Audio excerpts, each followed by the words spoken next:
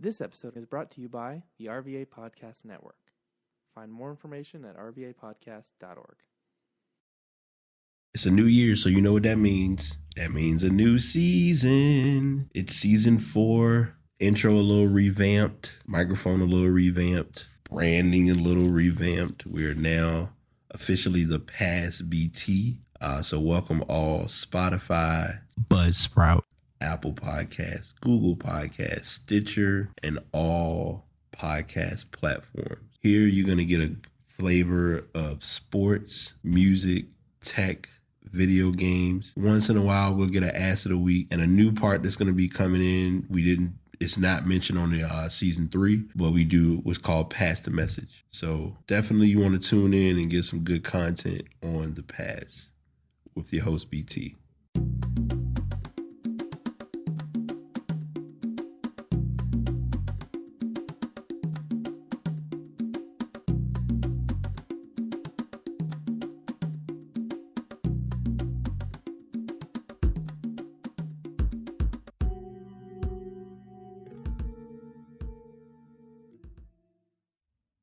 What's up, y'all? How's everyone doing? Episode 298 of The Pass is here. I'm your host, BT, and I'm not going to waste a lot of time with any long-winded, cold-hearted, over-the-top introductions. I'm just going to go ahead and clip into the meat and potatoes of this podcast. I did my fair share of research and my fair share of breaking down some stories that have happened over the last few days, or the last few weeks, rather. But I'm definitely gonna. I'll let y'all know this in advance. This show is gonna be very focused towards the message I'm gonna pass along. So I'm gonna give y'all some sports stories. I'm gonna give you some tech stories. I'm not gonna make it too outrageous, but I do want to. I'm hoping that you all will stay through the whole show. That's my main request. I know most of my supporters and listeners have been or are. So if you are a listener or you've been rocking with the show from episode 1, I appreciate it. If you made it in the hundreds, I appreciate it. If I started talking to you when I was in the 200s, I appreciate those listens as well. The podcast is, and I did talk about this on one of the shows, it is distributed across all major platforms. I've talked, I give that in the intro, but I'm sharing that now because I want to make sure that it's not that you have to have Apple Podcasts to listen to the show or Spotify. I'm putting this show on all spots. It's a couple places that I'm still waiting to get approval and confirmation that it's landed on those platforms. But like anything, time is of the essence. So you just kind of got to let time do what time does, and that's kind of what I've been doing. Is just not being as rushy. I've learned that got me into some stuff that I'm going to get into in a bit. Now for the 2-minute spiel. Episode 298, as y'all know, when we do the weekly shows or the bi-weekly shows, I always like to give you an angel number. I'll give you the angel number based on the episode number. So angel number 298 is a sign of devotion. In your life right now, you may be going through a time where a lot is being asked from you, whether it's work, family, or friends. Sometimes it's good to be devoted to all, but you may need to begin choosing what requires your most attention. The birth angels want you to begin being dedicated to your life's priorities. The angels are sending you a message that it is time to declare your devotion to what you believe in. Angel number 298 wants you to be fully devoted to your faith, and if you have lost faith, go back to it. The number 8 in the angel number 298 signifies wealth and prosperity. You may be in a situation where you need some fast cash, and this is a sign that good things may be coming your way. Or if you've been praying for a salary increase, the angel number 298 is a sign that this may certainly come to be for you. Faith and trust are mostly associated with angel number 2. You may be in a situation where your heart is weary and all hope is gone. Angel number 9 is a sign that you need not worry about. Have faith and trust that all shall be well. You may be sacred because you changed jobs and do not know anyone. Within no time you shall have settled in well. Angel number 298 meaning is a sign of letting go. If you have made changes in your life, this is a sign that you need to continue letting go of everything in your life that is not working for you. Sometimes we want to hoard things in our homes, even if we have not used these things for years. Angel number 298 is sending you a message to let go and discard everything in your home that you have not used for a year. You have been considering starting a new business. You are afraid because you're not sure considering the risks. Angel number 298 is a sign that you should take the risk and begin that new business. The angel numbers will always be with you to guide and protect you all through. And the main message, because I don't know if I did mention this already, the angel number 298 wants you to be fully devoted to your faith. And if you have lost your faith, go back to it. As many of you are or aren't aware, I do manage the podcast, but I'm also doing graphic and web design. I'm looking to evolve that business. And this is a good point to promote if you are looking for any logos or web work to be done, any site maintenance, little stuff, whatever I can try to do to help. You can follow me on Twitter and Instagram at RelyOnBOT. I'm not going to go into Facebook for using it yet. Got some stuff that I need to get situated. I'm going to talk about that in a moment. But this angel number in itself is very intense, especially with looking at starting a new business or being in the midst of a new business. Since getting the LLC set up and getting that ball rolling, it has been a grind, but it's also been me learning to put the effort into what I want to do. And I don't want my effort to be in vain. So that's why I think I'm working harder to make sure that my best foot is put forward towards this. But yeah, definitely, like I said, as I tell y'all each week, in the show notes, you will see the links for everything that's being talked about now. All right. So I'm going to do something, since we're at the point of the year where we're now getting ready to go into we're currently in the NBA playoffs. As many of you are or aren't aware, some sports are still rocking business as usual. And this is going to be paraphrased, but it's going to be very clear and to the point about what's what. First and foremost, businesses in the sports world, the NFL is hit, baseball is hit. There have been a lot of cases that have come to circle. The NBA, you haven't heard as many cases. Some players have, left off the grid, as they call it, or left the bubble. And when they come back, they're being put in self-quarantine. I don't think we talked about it on the podcast, but Lou Williams was one of the big names of a player who didn't claim to be somewhere that he actually was, and it came to surface that he was. And because of that, he ended up being given a 10-game or a 10-day self-quarantine / suspension type of ordeal. So the NBA dealt with that. But nonetheless, we are at, we've gotten through all of the seeding games, the play-in games, the things of that sort, and we have our playoff teams. So Portland played Memphis to play into the playoffs. Portland did win. So the process for that was pretty simple. If Portland won, they were automatically advancing to play the Lakers. If Memphis won, they had to win that game as well as the following game. So they did win, and Portland did win, and they went on to play the Lakers. Portland won game 1 against the Lakers, and I think as soon as that happened, everyone was kind of blown away and unsure of what to respond, how to handle them, doing what they did. Game 2, we saw the Lakers in form. I'm going to say this because I feel like it needs to be pointed out as far as with the Lakers. LeBron is a key part to the team, but Anthony Davis is kind of going to be the traveling win-or-lose factor of the team. It's going to be Anthony Davis as the starter and Kyle Kuzma as the bench player. I bring those names into this conversation because for years and for a long period of time, everything goes back and everyone points at LeBron. Win or lose, however it goes, is what happened to LeBron. And I get it. I hear you. I understand you. But it's not just LeBron.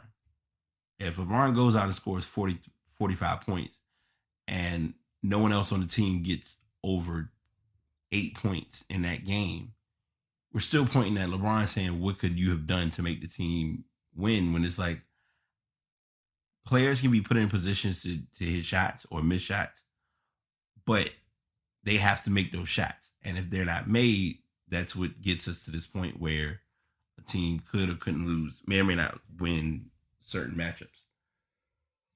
It's an early call, and I know game 3 of the Clippers Mavericks series confirmed it.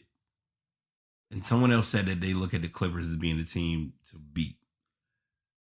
I may be indifferent in saying it, but I think LA is going to be the team that concerns me. Only because, LA being the Lakers. The Lakers concern me more because it's those guys that play for the Lakers that you don't expect to hear from that could make a bold mark. JaVale McGee, Dwight Howard, Dion Waiters. Dion Waiters has been kind of a no-show right now.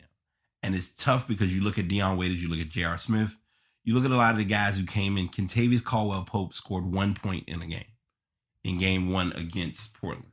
Just really think about it.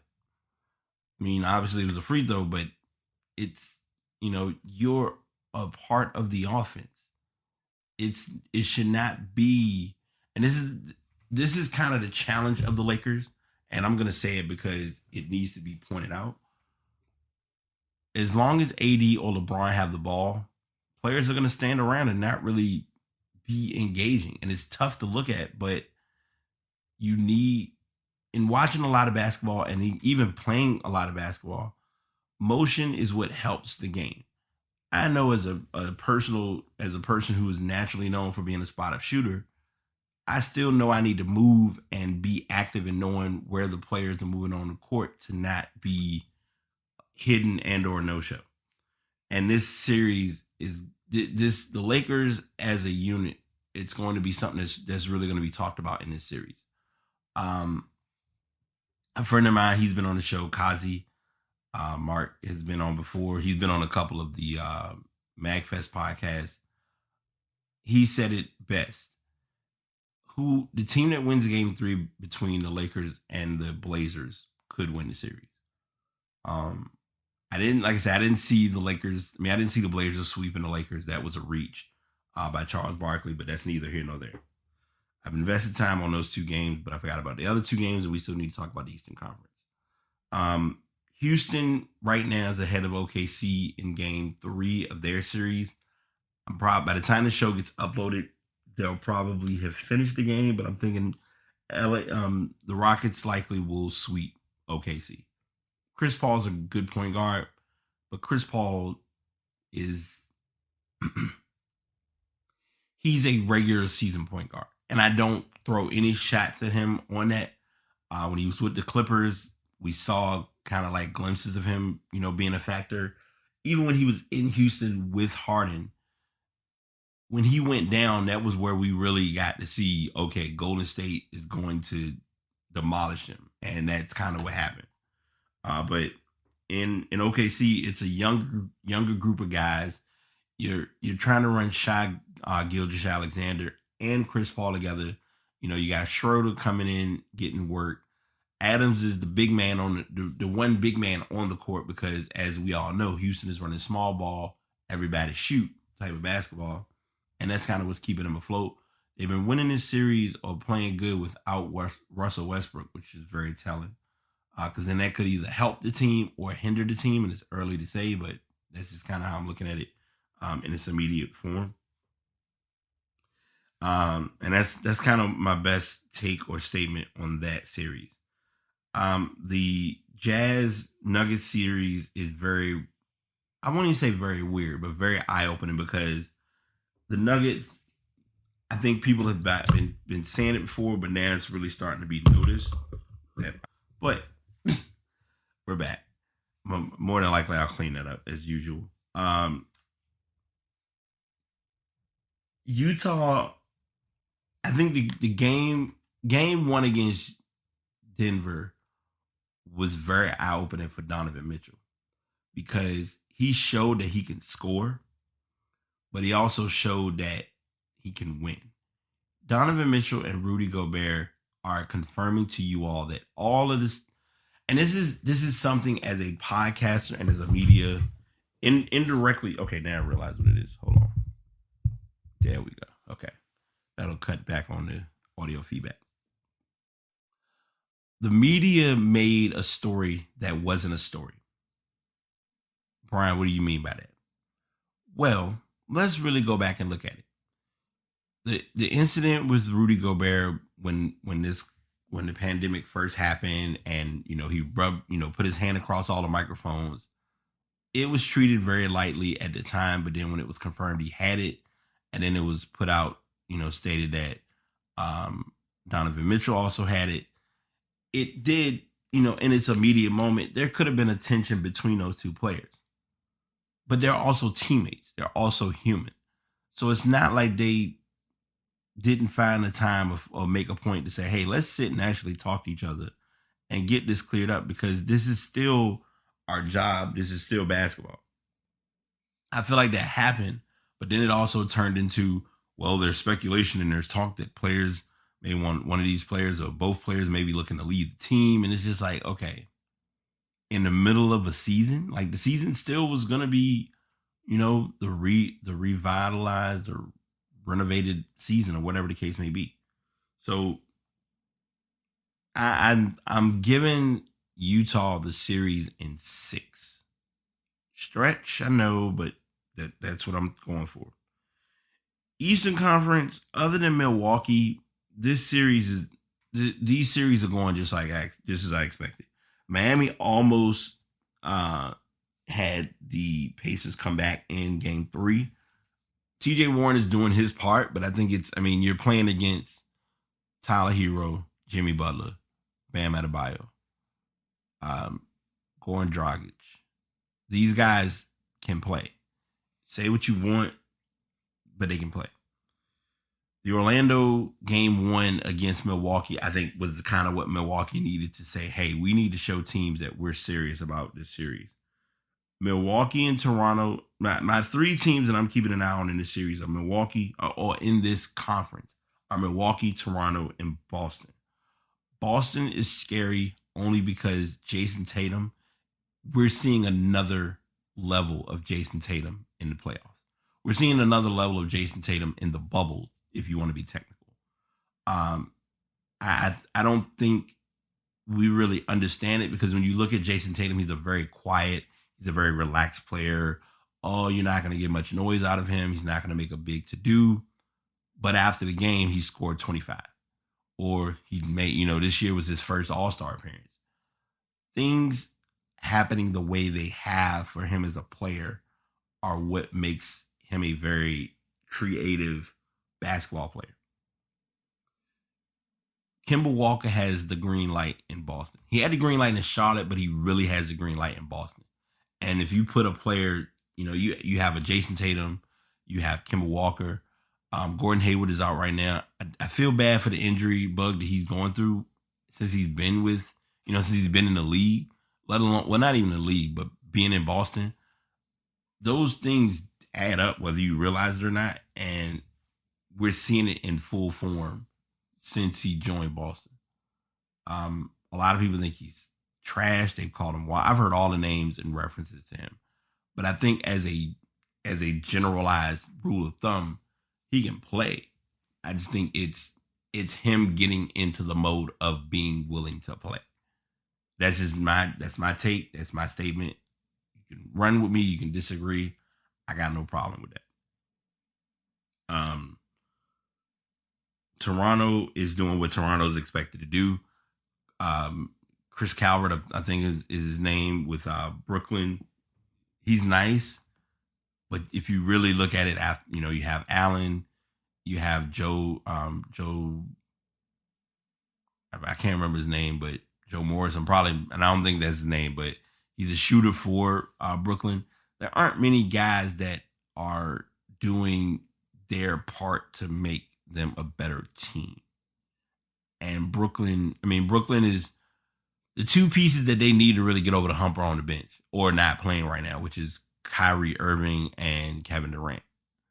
Them coming back will put them, I feel like if they play next season, The season's going to be pushed back. And someone brought this up as a conversation. And I'm going to go ahead and get this on the table now. The projected start date for the next season with this going on, they were looking at was December 1st. I'm going to give 2 dates and you run with these dates. Don't think I'm sitting here as the T, but it's just something to look at.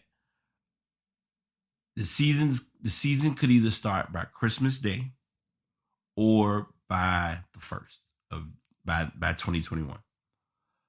Christmas Day is the better shot because if you create the schedule, your opening night, you can go ahead and get your 5 games in for your first 10 teams that we want to see. And then as the games go along, depending on where teams are playing or how everybody travel factors come into play, is where you will place those next games or the next teams that we need to see. Because usually the first night, you're not going to see every team play. We know that. That's always been a rule of thumb for the NBA, and they're not going to break that pattern. The next night is when we start to really see every team play, and then it turns into the infamous, let's see the superstars. Let's get some of those big matchups out of the way early. What I'm also thinking about, and I know I'm a little out of the range with talking about these things now, but I'm also thinking about Summer League because then we're going to look at whoever the number 1 draft pick is versus the number 2 draft pick in the Summer League, which I'm going to get into in a moment for the NBA draft lottery. But I'm bringing all that up, and I'm bringing it up based on playoffs because we're looking at the season now, and we're almost, the playoffs are. This playoff format forces you don't have that buffer that you normally would have with games where, okay, game 1 is on Monday, game 2 would be on Wednesday, game 3 isn't going to be until like Saturday, and then we spreading out games across that time span. No. You played Monday, game 2 is Wednesday, game 3 is Friday, game 4 is Sunday, game 5 is Tuesday. Games, or if necessary, those factors come into play. But I think this format, and with the teams being in this bubble mode, it's done differently for the better. But yeah, Toronto's going to sweep. Boston should sweep. The Pacers may give up game 4. The Heat may give up game 4. What makes these, and this is something also to talk about before I don't want to, because I know I'm putting a lot of time on this, but I want to make sure I bring this to the table. The fact that there really isn't a technical home court advantage makes these games a more neutral based form of basketball. So, LA won the first 2. LA and Portland split game 1 and game 2. The only thing that's going to change is the hologram of the logo on the court. But we're still going to get the teams to be in, one is looked at as the home team and the other one's the away team. But they're still playing at one neutral court. So that is something also to look at with these games. And it's going to be something to look at down the line, especially if not pushing this as a narrative or the idea, but it's a possibility that the Lakers and the Clippers, if they meet each other on a neutral floor, you have a very, very defining scenario ahead of you if that happens. So it's just something to look at through the process. On Thursday, I was trying to catch it when it went live, but I didn't tune in time, but I did get the results. By the time I walked in, I think they already had shown the I think it's 14 teams who are going to be selecting based on the lottery. Now, I'm waiting for my stuff to load up, but as it loads up, the big story or the big news was that Minnesota is getting the first pick. The question becomes, who is Minnesota drafting? Because you right now have one of the best big men in one of the best developing big men in Karl Anthony Towns. You have a solid guard in D'Angelo Russell, who has made an All-Star appearance. And I say this only because it's reality and it's truth. I still don't think that,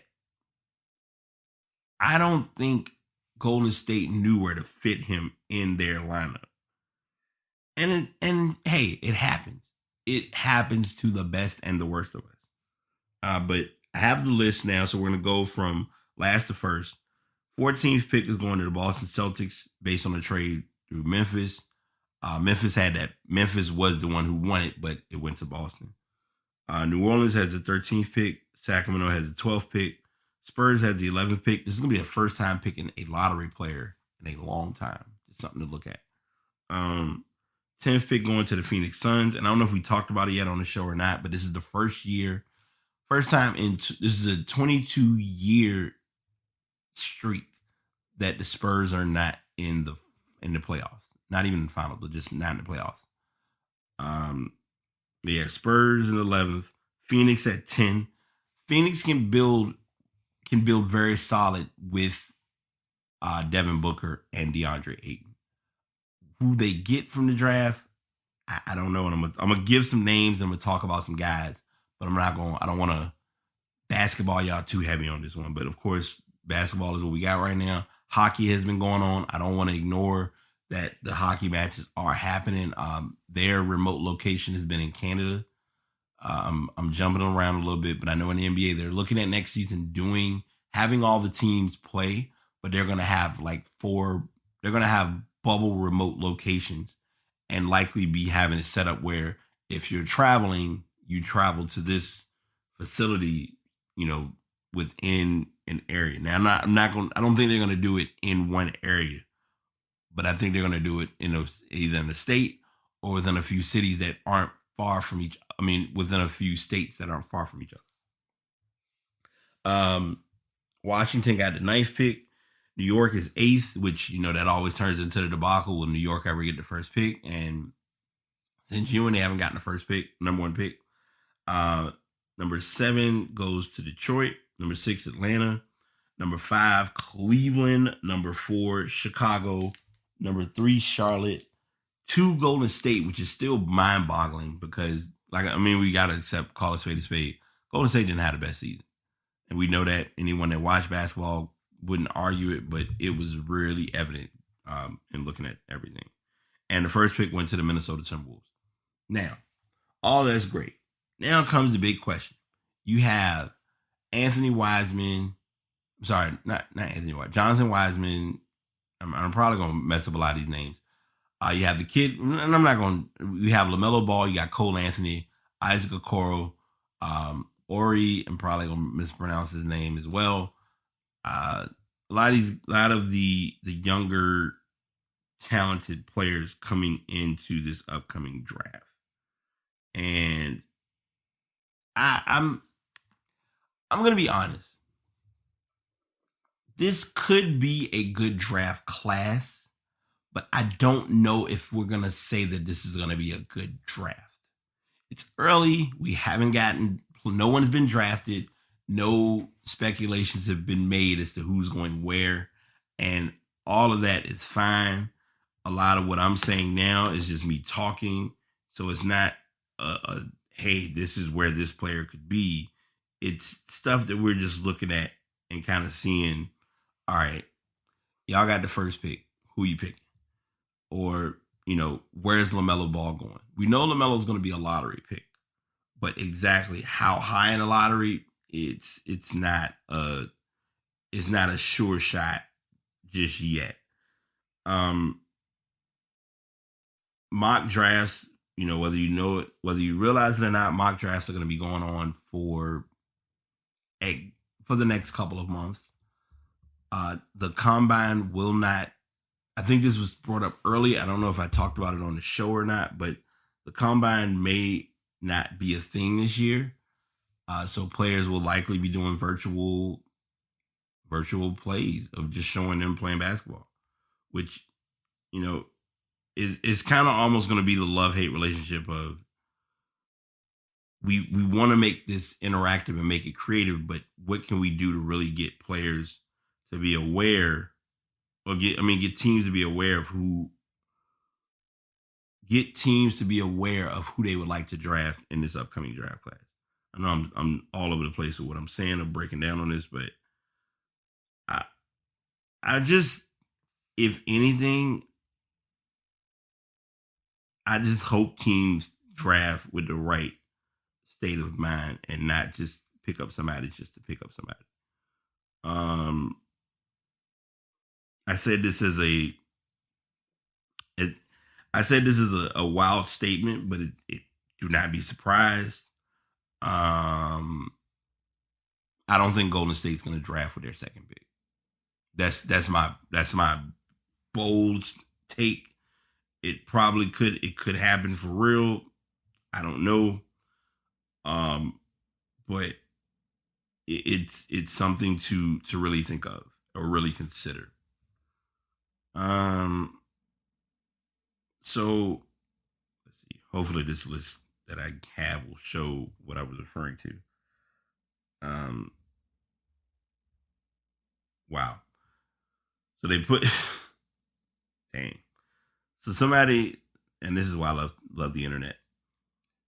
Stadium, a tweet on Stadium has the first look of the mock draft with updated picks following the lottery. First pick they have LaMelo Ball. Second is James Wiseman. Third is Anthony Edwards. Fourth is Obi Toppin. 5 is Isaac Okoro. 6 is Onyeka Okongwu, who I think will be probably the guy that will be, he could go higher than expected because of not even the upside, the fact that he's a big man that can actually be a big man. He can play inside. He's a stretch. And I know people hate using that term, but he's a stretch big. He's actually a big man that can shoot from the three. He'll give you the solid mid-range inside, and he's a true, big man. 7th for the Pistons, they have Denny Avdija. 8th, Tyrese Halliburton. Patrick Williams, 9th. 10th is Precious Achiuwa. 11th, Killian Hayes. 12th, Devin Vassell. 13th, Aaron Nesmith. And 14, Sadiq Bey. I look at this list, and the first thing I think of is Tyreke Evans. Well, not Tyreke Evans. Tyrese Maxey is not in this list, which kind of makes it look, I wouldn't say makes it look bad, but it points out that Kentucky might have been hurt this year by the shortened season. Because as we all know, when you look at guys in their play form during the season, and with Kentucky, they usually can make that run in the Final Four in March Madness. It then gives you that leverage to see, okay, this guy actually could be someone that can make a name for himself at the next level. So the assessment that was presented by Jonathan Givony was very bold, and that's why I'm reading with that. And like I said, that was a mock. That's someone's mock draft. That's not a likelihood of where people will be drafted. And if you notice, the one name I didn't mention, if I'm not mistaken, Cole Anthony's not in that list. That concerns me. But we're also looking at, we haven't seen anybody do workouts. So all those factors come into play too. But this statement says, a backcourt of Ball and D'Angelo Russell might be one of the worst defensive pairings in the league. But to speed up the rebuild, the Timberwolves need to continue to stockpile star power. No one in this draft class has more of that than Ball. His size makes him easy to pair with another guard, and teammates will love his tremendous passing creativity and the way he empowers others. There's something to be said for simply taking the best player available and working things out later. And then some people looking at Anthony Edwards as the number 1 pick, which I think Anthony Edwards wouldn't be a bad pick either. Like, Anthony Edwards can come in and could either be a starter or he could be a solid a solid guard coming off the bench. So those are some factors or some things to look at as well in regards to this. But I just wanted to share that based on the upcoming draft. We're going to get into stuff in just a moment. And I don't have, like I said, this week, or these past few weeks, I really have not done much of my tech research because there really hasn't been any tech that's really caught my attention. There hasn't been anything big that's coming up right now. We're waiting.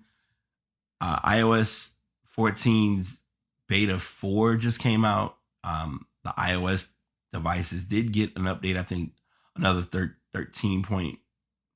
I can't remember. Or 13.1.7. I forget the exact number, but that just was released.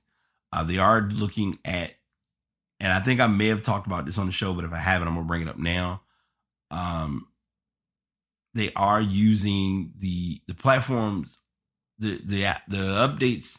Android and iPhone basically are using their platform to keep an eye or keep track of the actual COVID process. So that's something that's being put out there and something that's being talked about right now, for data and for collecting, to see who's feeling well, who's not feeling well, things of that sort. So that, like I said, that's been kind of the main hit that I've gotten from the tech world. I will do better on getting more information for the next show. We're 2 shows away from 300. 300 is going to be lit. I'm telling y'all now, I'm not capping. I'm not fronting. I'm not gaslighting. I'm not overextending. I'm going to put up, like, the energy I'm giving you now is nothing compared to 300. 300, I'm definitely planning on having a lot of fun with that show. And the only reason I say that is because it's a show that I think, like I tell people all the time with podcasting, you never know where or how far your show is going to go. And I know for me, when I did this the first couple months, okay, I'm just doing a show, cool, whatever. But when I really got into the format and learning the shows, and like, I still to this day wish I had like my first episode when I thought I was recording from my mic and I wasn't. Like, that's how far my podcasting is coming. I always talk about that, but I don't want to dwell on that too heavy, but I wanted to at least bring that up. For our stuff, is just one story that I have. PlayStation 5 did leak, which I don't think they genuinely leaked. I think it was meant to be put out there. But the price, the release date, the games were listed. There was someone who found a image or design of what the format or the interface could possibly look like, and that was shared online. The system is looking, they're going to have 2 systems if you were or were not aware for the PlayStation 5. There's going to be the digital and the non-digital. The digital version is going to be $400, and the core system itself with games would be you could put actual discs in, is going to be $500. The release date they're expecting is going to be November 20. It's going to coincide with the release of PlayStation 1 dual analog controller, which first hit Japan back on November 20 of 1997. It seems odd for Sony to tie PS5 release date to a specific class controller, but then again, the system's innovative new DualSense controller is one of the console's major selling points. The user also revealed prices for the accessories. The HD camera is going to be $70. The Pulse 3D wireless headset is $159. They are going to have a next-gen PlayStation VR 2 that will be backwards compatible to use all PlayStation VR games. They purportedly will be new PlayStation Move controllers for the PSVR 2. There are some interesting claims that PS5 hardware. They did go over some PS5 hardware stating that you will only get access to 700 gigs of the PS5 825 gig hard drive, with 175 reserved for system software. So I'm guessing when you do system updates, that's going to allocate as that's going to go out and the new one will go in. Speculating here. And a lot of this, again, these are all leaks. We did get the image or the design of what the PlayStation 5 will look like. And I still laugh at it to this day because someone shared like a video or image where it was a router and they put 2 pieces of paper on the side and said, "Oh, look, it's the PlayStation 5." And I was like, that's petty, but I like it and I get it. So it was kind of fun. But yeah, that's kind of where we are. That's kind of what's wet with PlayStation 5. Before I get into the asses of the week, I will go ahead and no, I'm not going to use that as an acid week. I'm going to do one as acid week because the other story is not cool. But music, Nas's new album came out. Didn't have a chance to fully listen to it yet. If you were or weren't under a rock, and I think we might have talked about it on the last show because I think it was out by then. WAP was a thing. We heard that song and it caused a lot of musical controversy between listeners and fans, and it's not real music. I'm like, I mean, right now, I think as music fans or music consumers, most people are gonna take what they can get. If it at least can hold a space for a minute. And that's kind of what we've had. I've been trying to get more listens on a consistent basis with music. I'm, as y'all know, I'm the Spotify addict. I've worked on some stuff that I'm doing now where I'm learning to use the platform better with playlists. And it's just kind of what it is.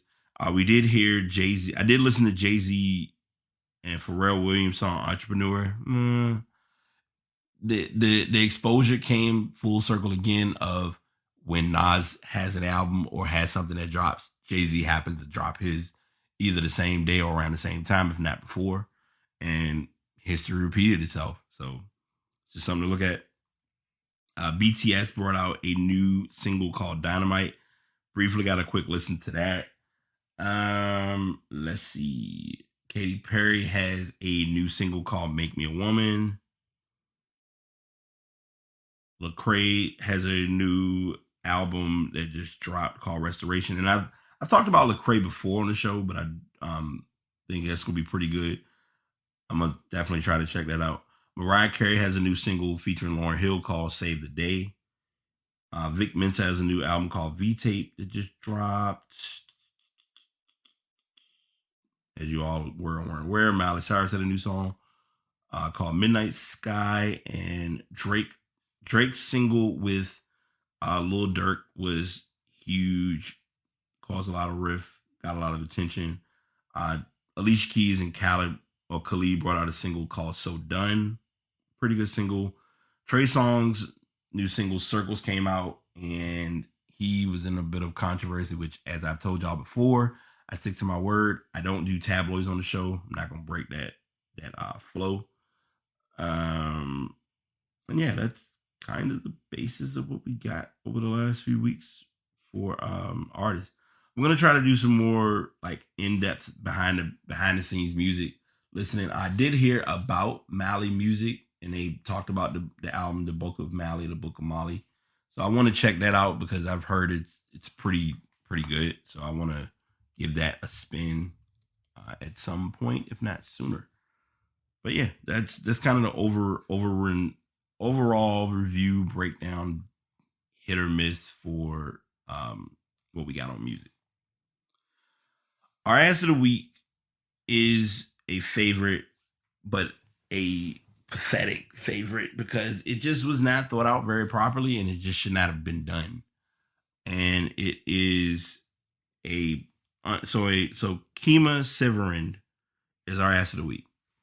He was a undrafted rookie for the Seattle Seahawks who snuck a visitor in disguised as a Seattle player in the hotel who turned out being his girlfriend.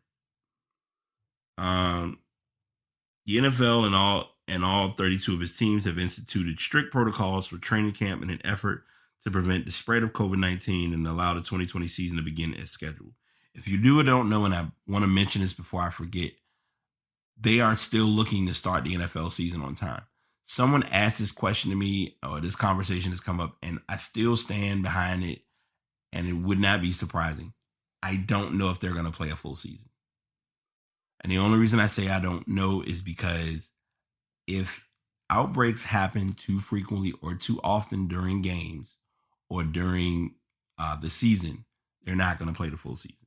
That's my opinion. I'm not expecting agreement or disagreement. It's just a statement that I'm putting out there regarding this. According to NFL Network's Tom Pelissero, the Seattle Seahawks released rookie cornerback Kemah Siverand this week after he was caught on video attempting to sneak a visitor into the team hotel. Seattle had previously announced Siverand's release on Tuesday, but did not cite a reason for his departure, only noting that it helped the team trim its offseason roster to 76 players. But video footage showed the Oklahoma State product trying to bring a woman into the Seahawks' makeshift training camp facilities. The unwelcome guest was even wearing Seahawks apparel in an attempt to look like a player. In light of the ongoing COVID-19 pandemic, players have been urged to avoid most contact outside of training camp in the lead up to the season, let alone bring unauthorized guests to team hotels, some of which have been reserved specifically for team personnel into the start of the season.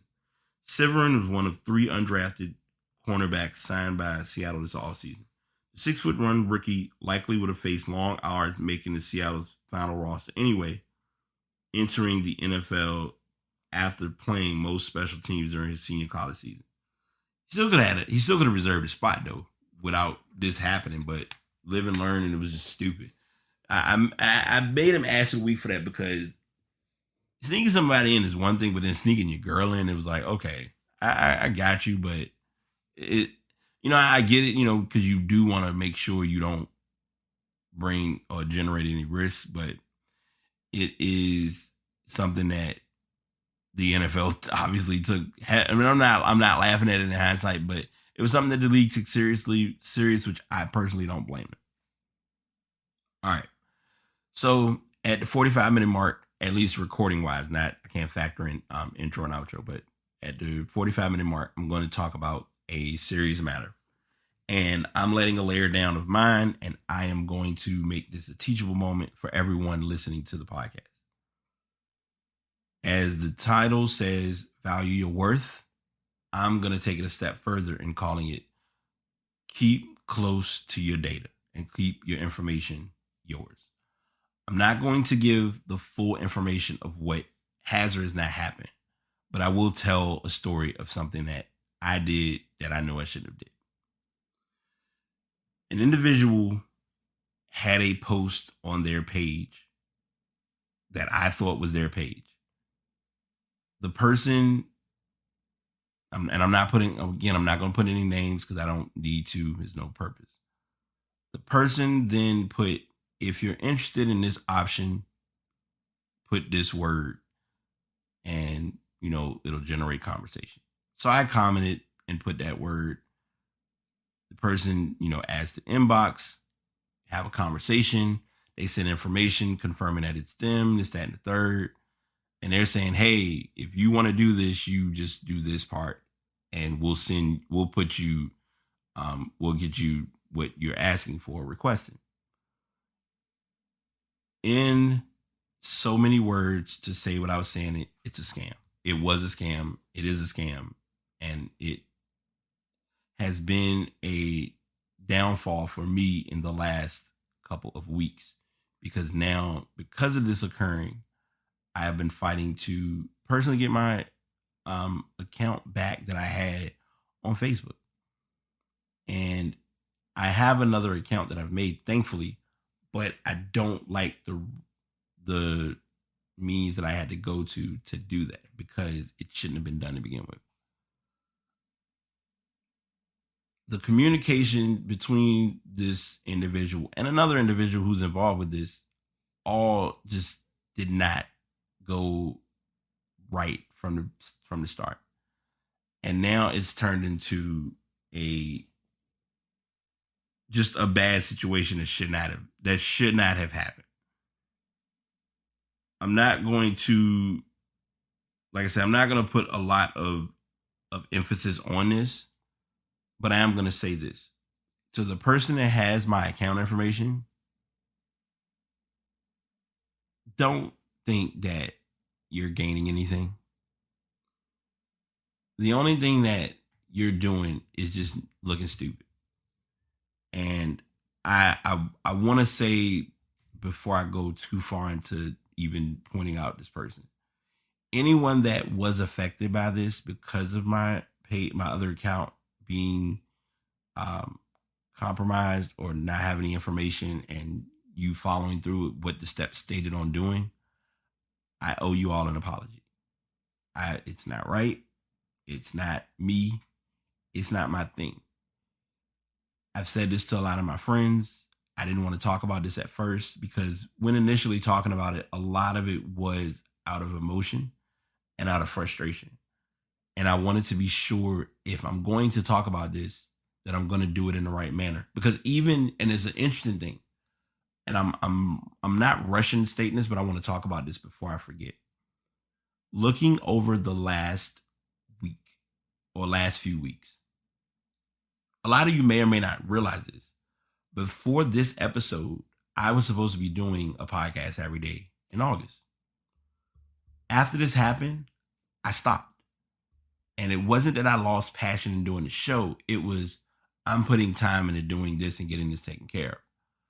This was, as a friend of mine calls it, it's a tower moment. It was an eye-opening experience. It was a shift in mindset. It was a lot of things for me that I would have never expected to have happened. But it happened. It's fucked up. It's not something that I would wish on my worst enemy. It is definitely something that I've even had to go as far as resolving with other people, because I've already made it clear, and I'm letting anyone who listens to this show hear. If you have my old page information, you're welcome to remove that page. I have no problem with that. If you're still on that page and are still a friend of mine with that page, do not state the words scam, my page got hacked, it's fake. Don't say any of those things in comments or messages, because that's automatically going to cause the person to block communication. The better option is to report the page. What I've been having people do, and what a friend of mine did, and what I just did recently, or I've been doing a couple times, is reporting the fake page and saying that it's not me. And it's referring them to the new page that I have created, so that people will know that I've made another page, and that is my actual page. The mistakes that were made with my old page, I've accepted responsibility for them. I still am accepting responsibility for it. And I know for a fact that it is not something that I plan or expect to experience ever again. More than anything, the biggest point I want to bring up before I forget is this is the message that I'm going to pass along to everyone. Obviously, the title says value your worth, but the message I want to pass along is, unless the person you're adding or are talking to knows you or you know them, do not generate that link or connection. Because in doing so, you could tarnish or get yourself into a situation that you may or may not be able to get out of. And that's literally what I want to tell people in this show, is this is not something that I wanted to have happen. I wish it did not happen. But by it happening, it brought me to a better understanding of what to do and what not to do in the future with a lot of things and a lot of people. To the point now, if pages come up that I don't even think look right, I automatically block and report it. I'm not wasting time. Like, my new profile is a lot more thorough because I now have enough people. Like, I have my core friends that I actually talk to. And I'm not saying that a lot of people who weren't on my list weren't people that I did or didn't talk to, but like, even looking at my profile now, my old profile, it's so many people on there that were added. I don't even know who half those people are. And then I got to try to recover my page, get everything resolved. And it's just a lot. Like I said before, and I want to stick behind saying it, I'm not bringing emotion to this. I'm just talking about it because it needs to be addressed. And as many of you hear me say time and time again, having a platform teaches you to really look at what's important and not beat yourself up over what coulda, shoulda, woulda happened. And that's kind of the main basis of it. So that's my message I'm passing along. That's what I wanted to share with you all. I hope you all have an amazing weekend, remainder of August. Our next episode will be 299. I am not sure what I'm planning on doing. I may do a 299 to lead as my birthday podcast. I don't know yet. I don't want to jump the gun too much, but I do know episode 300 is close. It will likely be done. 299 and 300 may be done in the same week. That's my ultimate plan. So we're going to see and look to process what develops in the coming weeks. But if y'all been rocking with the show this long, thank y'all. I appreciate it. Leave feedback on any podcast platform you can. You can always shoot me an email, passpodcastbt@gmail.com. I check it often, check it frequently, and that's all I got. So I hope y'all enjoy this show, and until next time. Really appreciate all the support, all the listens, all the likes, all the effort that goes into anyone who has provided any form of content for the past. We're signing out now, but you definitely don't want to miss what's in store for the upcoming episode. If you are interested in getting more information or becoming a podcaster, you can check out buzzsprout.com. And the microphone that you are hearing me use is the Blue Yeti X. I had been using a Yeti for a while. I went back to the Samson Meteor, but now I'm using the Blue Yeti X, which is everything. Trust me. All social medias, the Pass BT. That's THE Pass, as in pass the ball. BT is my initials.